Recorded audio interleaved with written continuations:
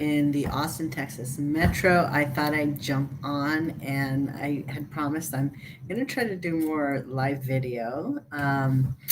I saw that the New York Times showed that the consumer price index improved, and or inflation is cooling basically. So from a high in 2021 of 7%.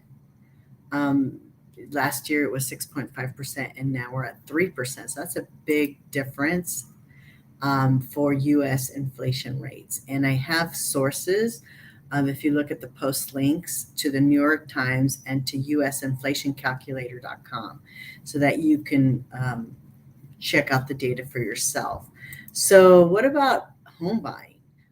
So right now, interest rates they're somewhere around 7% ish, depending on your credit and down payment and all that situation. I'm not a lender, so um, not yet though. I did pass my lending exam, my national lending exam, so I will be lending as soon as my background check goes through. Yay!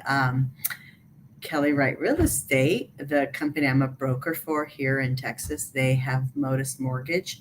They have an affiliated business relationship, and they're a wholesale lender. So pretty soon I'll be able to help you either way or both ways on transactions. Yay. So, anyway, so I talked about inflation rates, I talked about interest rates. So, what's happening? I know that for me personally, even as a very experienced real estate agent, yeah, I was nervous what was going to happen after such a huge if economic effects of the pandemic with the housing market. Just there was so few properties on the market available, and with remote work, it just created so much demand, and people needing to have an office in their home that prices just went through the roof. And it was an unusually low inventory during that time because obviously, who wants people in their home during a pandemic? So there was a lot of factors what happened there, and so now the Feds are obviously raising rates consistently to try to cool the market and stabilize the market, so to speak. And they keep indicating that they're going to keep raising rates, even in July. So just a little bit at a time. So high interest rates, bottom line is if you can get into the market, great. You can always refinance later. So what's the difference now if you buy at 7% versus 2 years ago? Remember, 2 years ago, sure, you could get, a great interest rate, but do you remember when you offered it was like 100K over, 150K over, 50 offers, 20 offers. It was insane. And a lot of people just quit the market. So now there's definitely more inventory to choose from. The market is definitely a lot cooler. There is a little bit of here in Austin properties still. There's a lot of demand for it. So when you see a property, and you put in an offer, no, you're not gonna have to pay 100K over or 50K over.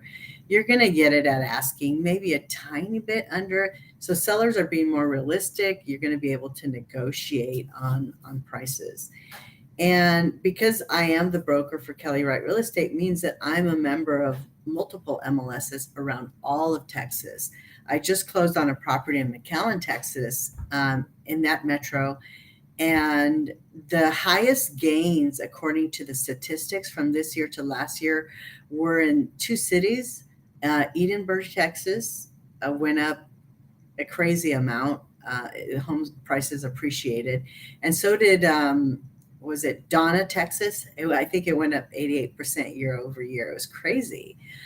So all the affordable metros in that area, um, there was a lot of demand for property there, and prices stabilized in terms of appreciation. Like for example, in Mission, Texas, in the McAllen area.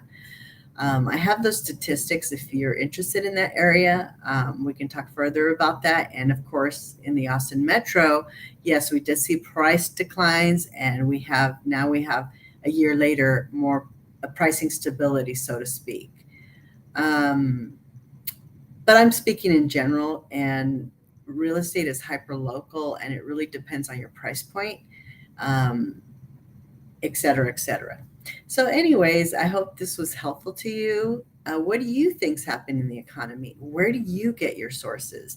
Because not every source is accurate, right? It's better to get credible sources, like, go right to the U.S. departments and see what their reporting is. The New York Times is a reliable news source, as opposed to just somebody you saw on YouTube that, published for free and they don't know how to interpret data. And they're saying, oh, Airbnb, they're crashing. Well, not really. There's a lot of misinformation out there. So please check your sources. If they say one thing and it doesn't resonate with you, find out where they're getting their information and how they're interpreting statistics. Because, I've taken college level statistics multiple times. I'm very good at math and interpreting data.